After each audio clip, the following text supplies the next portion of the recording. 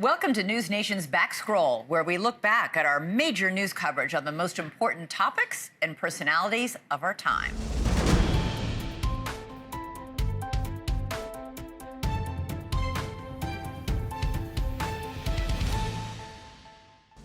Guest is my first phone call when mysteries like this pop up. Ben Hansen is the host of UFO Witness on Discovery Plus and a longtime friend of the show. Okay, Ben, the video that we were just looking at, my first thought was, that's got to be divers, right? It's got to be divers with those neon lights. And then I thought, no, not at night without a dive boat. That's really dangerous. What did you make of it when you saw this?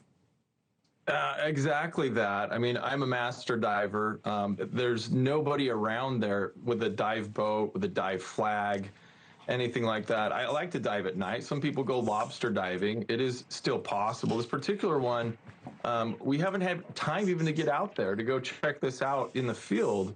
But you start looking at, the number of sightings that people are having in these locations, and putting it all together, it just doesn't make sense that so many people, are unable to.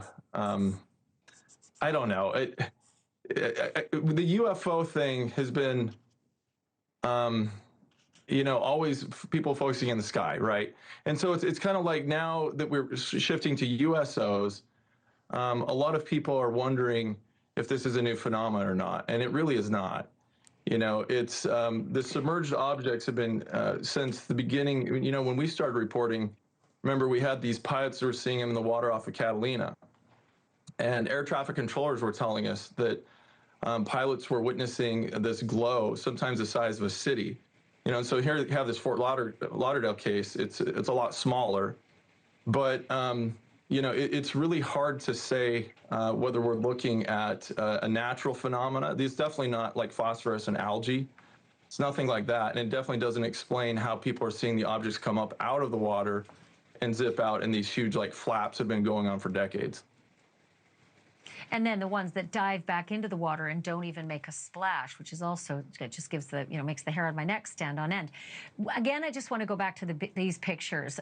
Not divers, but is it possible? Well, first of all, have we seen any, plausible explanations surfacing? Like, well, this could be the military testing out new technology. This could be all sorts of stuff that we're not supposed to be seeing. Could be the enemy, although I doubt the enemy wants to be seen like this. But any plausible stuff that you've seen surface?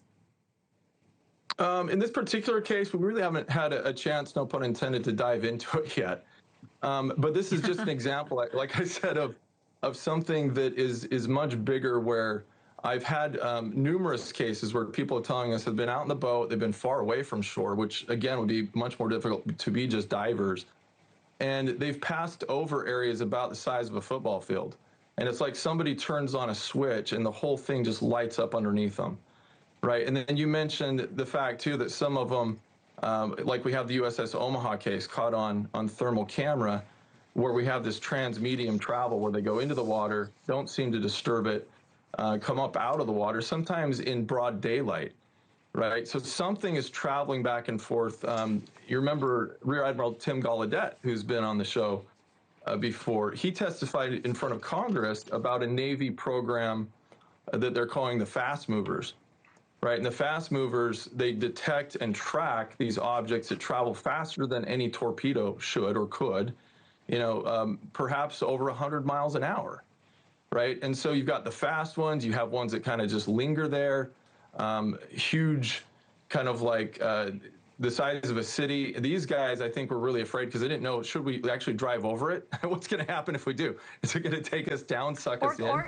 Joining us now is Nick Pope. He is a former UK Ministry of Defense UFO investigator. Nick, what a pleasure. Welcome. Thank you. What do you make of this video? Well, it's fascinating, but I don't think it's going to solve or resolve the UFO mystery one way or the other. I mean, we simply haven't got enough data about it. And as the Pentagon themselves say, there just isn't enough to say whether this is a sensor error or something else. And even if it's something else, I mean, we don't know how far it is from the camera. We don't know what speed it's doing. Some of these things literally turn out to be birds or insects, but it's probably not a balloon. Probably not a balloon. Do you think it could be a UFO, Nick? I mean, it could be. But, and it is interesting, of course, that when the Pentagon's Arrow unit that has the lead now for UFOs released this latest batch of videos, pretty much all of them said resolved as balloon, and this one wasn't. So I guess any unresolved case is interesting. But I think in a way these videos are a bit of a distraction now. There are people, whistleblowers, coming forward to say there are legacy intelligence community programs which would confirm the existence of a non-human intelligence. That's what Congress needs to be looking at, not so much these videos, fascinating though they may be. You're absolutely right. We've shown a lot of those congressional hearings to our viewers, and a lot of those people, those whistleblowers, are saying all they want is transparency. You spent much of your career investigating UFOs for the UK government. Typically, when you see something that you can't explain, is it just, you know, checked out to be a balloon like these other cases that the Pentagon has analyzed and maybe not figured out? Yes, I mean, Occam's razor suggests that the simplest solution is usually the correct one. So most times these things have prosaic explanations, but we never say never. And I mean, we're always looking, I suppose, for a smoking gun, you know, a video where you really would take this beyond speculation. But with the best will in the world, even though this is an interesting video, it's just basically a blob moving around, and it's not going to tell you much without the data, which, as I say, even the Pentagon say they really don't have. You and I talked about those congressional hearings a moment ago. The House Oversight Committee held a hearing on UFOs a few times in the past few months, and they released new video appearing to show a Hellfire missile, there it is, there's a video, failing to destroy an unidentified, there it is, orb. That's what they're calling it. The video it looks unbelievable, Nick. What do you make of this?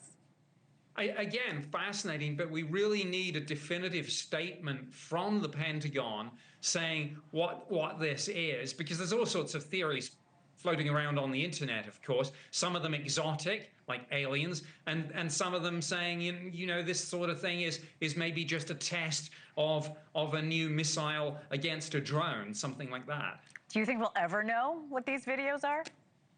I hope we will, but I think it's, as I say, it's not going to be the videos that pushes this over the line. It's going to be some smoking gun revelation from within the intelligence community, or maybe even the private sector, someone like Lockheed Martin.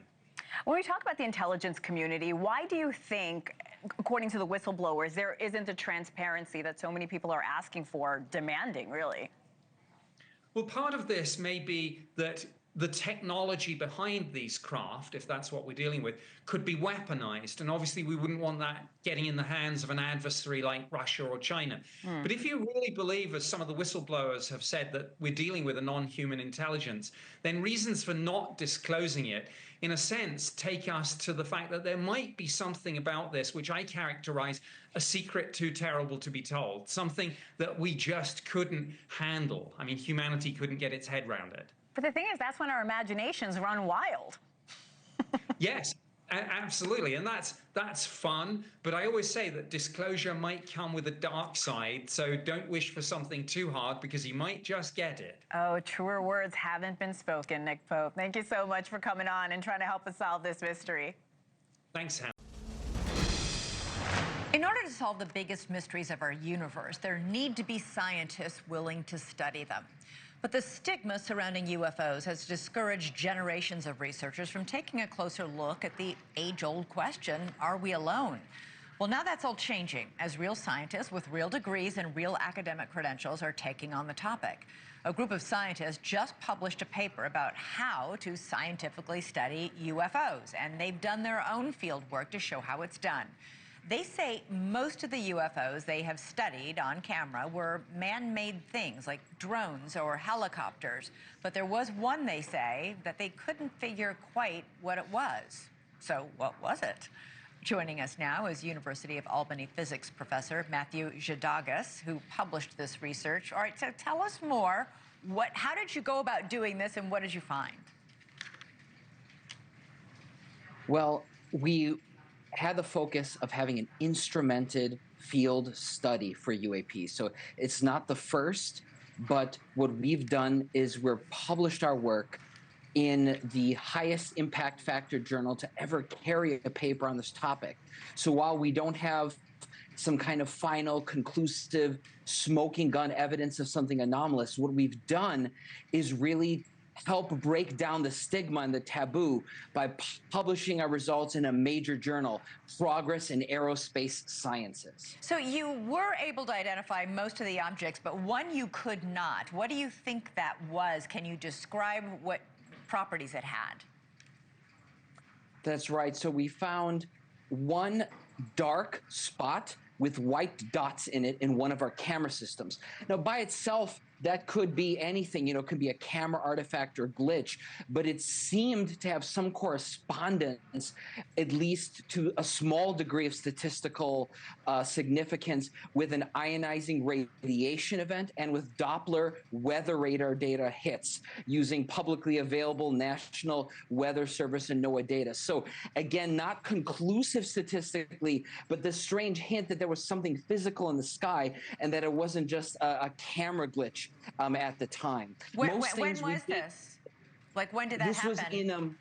This was in July of 2021. So I went with a group called UAPX, and we were part of a documentary film called A Tear in the Sky. And just very quickly, you started to get interested in this because of the infamous 2004 Tic Tac video from the USS Nimitz. That's what sort of sparked your interest in all this? So that kind of solidified my interest, but I already had interest much earlier from childhood, growing up watching Unsolved Mysteries and shows, like that with Robert Stack, and seeing all the famous cases like the Cash Landrum and Rendlesham Forest incident. And I just thought there's all these famous cases, even before 2004, that I found the evidence compelling that there was a there, that there was something to study and try to understand. And it's worth noting, we still don't know what that video, the Tic Tac video, that's still a sort of unexplained mystery. The pilots who saw that in the sky are convinced it was something otherworldly. Matthew Shadagas, fascinating. Come back and tell us more when you have more, but it's fascinating and it's a great step forward for scientists to be studying this as well. Appreciate it. Thank you so much. No, it's moving too slow for a shooting star. Oh, is that a UFO? That's a UFO. Oh, wow. Yeah, just days ago, this was seen in the western Oklahoma City sky around 7:30 p.m. local time. Now, notably, SpaceX had launched a rocket earlier, but it would have been seen 180 degrees in the other direction. And then 4 days after that new video, the Pentagon released its first of 2 reports on its UFO research. According to the report, it has no evidence of UFOs, and videos like this are simply misidentified. NewsNation special correspondent Ross Coulthart has been tracking the story from the very beginning and joins us now. Ross, thanks so much for taking the time. It's a real pleasure, Natasha. Let's start with this new video out of western Oklahoma City. I know you have seen plenty of UAP video. What is making this one in particular stand out? I'm fascinated by the fact that apparently it has a glow, that the people who were there on the ground described seeing a kind of a faint glow around it. And then you've got that weird sort of circle that is adjacent to it. It's very hard to sort of make a determination just on the basis of one video, because you obviously want to look at flight tracker and see if there were planes in the area. I note that you've checked with SpaceX, and there were no space flights that could possibly explain it. But it's very strongly indicative of a lot of objects that, frankly, never get explained, that appear in skies, not just over America, but all over the world. Objects that appear spherical at times, but also have this weird pulsing blue glow about them. And frankly, it's a mystery that even the Pentagon admits it can't explain. And that's why, even though we've got this report that came down this week, begrudgingly, between all the fine print, there's still the admission made by the Pentagon's UFO Investigation Office that there is a genuine UAP mystery being seen by tens of thousands of people all over the world. Yeah, and I want to ask you about this new report because you spoke with UAP whistleblower David Grush, and he said the government has an extraction program for UFOs. This new Pentagon report this week is refuting that. What do you make of this? Look, I think there's an act of willful blindness by the Pentagon's UFO office. They're not talking to the people that I've spoken to and that David Grush has spoken to. In fact, David Grush never even got interviewed by AARO. This is the absurdity of this. The simple fact is so many of the whistleblowers just didn't trust the UAP investigation office because, frankly, it's the Pentagon. Why would you put the fox in charge of guarding the henhouse? I mean, the simple fact is the Pentagon is being accused of a cover-up. So is the intelligence community. Why on earth would we expect that any credible report would come down with a finding that proves what David Grush has got to say? And I can tell you, his allegations have been proven and accepted as credible by another arm of government, by the oversight body for the entire intelligence community, the Intelligence Community Inspector General. And that's why this is important, because we now have two separate arms of government, the defense community, the Pentagon, and the intelligence community at complete odds with one another about the reality. And I think Congress now has a job on its hands to actually get to the truth here.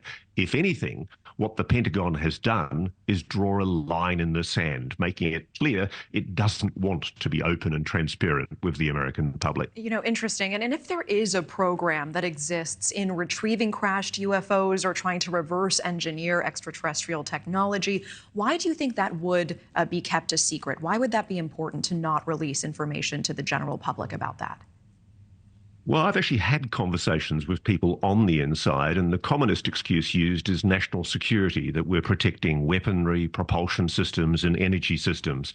But increasingly, I skeptically wonder whether what's happening is a group, a very small group, is trying to protect itself, frankly, from public embarrassment and possible criminal retribution by the American public. What we're talking about here is a breach of Executive Order 12333, an order that bans covert operations against the American public to influence them or to falsely influence the media. And that's what's happening here. I mean, I think it's a grave allegation. It's actually a constitutional crisis for America that we now have arms of government saying completely different things about a phenomenon that even the Pentagon begrudgingly admits is real. And now the intelligence community inspector general is saying that Mr. Grush's allegations were in fact credible and urgent. And so is the Congress. Behind the scenes, there are congressional representatives and senators telling me and many others that they're determined to get to the truth of all of this. I always leave conversations with you with more questions. There's a lot to uncover. Ross Coulthart, we always appreciate your time. Thank you. Back to our coverage on the unidentified object shot down over North America. We are joined now by the founder and executive director of the National Security Institute. He's Jamil Jaffer. Thank you very much for joining us, sir. Good morning. Thanks for having me, Mitch. So the big question that everyone's asking, is it aliens? Well, I think it's pretty clear now, Mitch, that it's definitely not aliens, even though the commander of NORAD said that he hadn't excluded any possibilities when asked if it might be an alien or extraterrestrial aircraft. It's clear now that these are surveillance aircraft. We don't know exactly from what nation, but NORAD's statement that came out late yesterday indicated that the most recent third object was shot down over Lake Huron was because it was believed to be engaged in surveillance activities. So that's the latest we know. We don't know exactly from who or why these aircraft are here, why the government has decided to take aggressive action at this point, which is probably the right thing to do. But it does appear that they believe these aircraft were conducting surveillance over sensitive military sites over the last few days and probably for longer. Okay, so not aliens. I got you. But seriously, what is going on, though? Because we never were aware, at least as the American public, of spy balloons or other objects that were up in the sky until this Chinese balloon sort of showed up over Montana. Now we've shot down, along with Canada, 4 in just the past week. So what is going on? Are we being surveilled more than ever? Has there been a recalibration of radar? Should we expect more of this activity? Well, Mitch, it's interesting. Not only were we, the American public, not aware, but it appears the U.S. government was not as aware as it perhaps should have been. What it appears is going on here is that after the Chinese spy balloon was detected earlier this month and shot down over South Carolina on February 4th, the FAA and NORAD in particular has changed its filtering for its radars, which are normally designed to filter out smaller and perhaps slow-moving objects to really focus on key targets of interest. In order to identify more of these objects, as a result of this change in our filtering, they've identified more objects, they've scrambled more jets, ultimately determining that some of these were there inappropriately and perhaps conducting surveillance activities. And ultimately, a decision was made twice by President Biden to shoot down these new unidentified objects, and once by Prime Minister Trudeau, cooperating with NORAD, and shot down ultimately by an American F-22 Raptor on Saturday. And let me ask you this. China claimed that first spy balloon. They said it was hobbyist of some sort, just lost control of their balloon. Sure. Let me ask you, though, are they responsible for the other three? And if not them, who else would they belong to? It's a great question, Mitch. I think the government hasn't yet told us who they believe is responsible for these balloons. I think China is a likely suspect when it comes to who might be responsible. I should say, for these new unidentified objects. We don't know that they're balloons, although Senator Schumer did use the word balloons to describe these latest objects. The other possibility is Russia. They have capabilities in this space as well. Outside chance, North Korea or Iran, but probably not likely. Almost certainly China or Russia engaged in surveillance activities. And by the way, it looks like they've successfully gotten away with it. The other interesting thing, Mitch, is that there are aviation analysts online, in particular Tyler Rogoway, who suggested that what's actually going on here is this is an attempt to test our defenses so that when we light these things up with our radars and the like, they can determine the effectiveness and capabilities of those systems. If that is in fact the case, this has been a pretty successful mission for these small objects that have ultimately been shot down. Yeah, I mean, if they're doing surveillance and we haven't noticed them for weeks or months on end, that's pretty bad for us.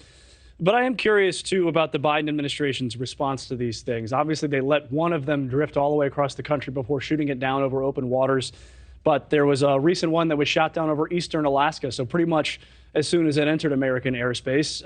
The one that was shot down yesterday was shot down over Lake Huron. And so the Biden administration seems to not be playing any more games. They're not going to let these things drift across the country anymore. Well, I think that much is clear, and it's clear that their criteria for when to take these aircraft down and the potential for any issues on the ground has changed dramatically just in the last week.